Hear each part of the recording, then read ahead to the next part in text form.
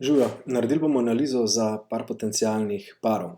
Prvi par je Out the Cat na 4-urnem časovnem intervalu.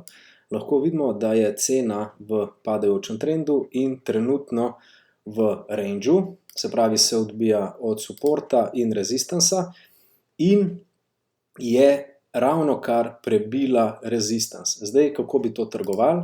Gremo na nižji časovni interval, vidimo prvi preboj, počakamo drugi preboj in počakamo drugi preboj, rejection od supporta in potem nadaljevanje v naraščajočem trendu.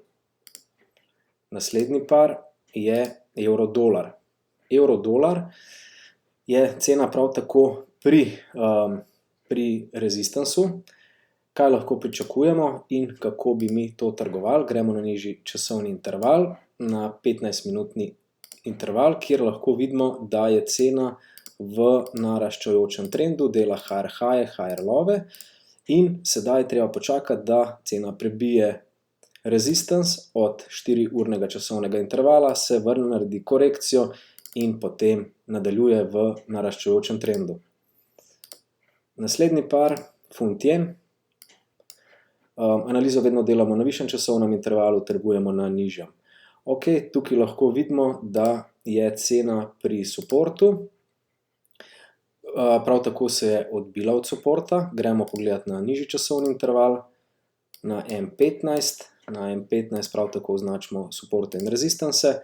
Support pustimo od H4, rezistans naredimo na M15 in naš trade, preboj rezistansa, korekcija do potem supporta in nadaljevanje v naraščajočem trendu. Zelo veliko ljudi tudi trguje kripto, tako da lahko pogledamo Bitcoin. Bitcoin ravno tako na 4-urnem časovnem intervalu. Tukaj pa vidimo, da dejansko cena nima nobene smeri.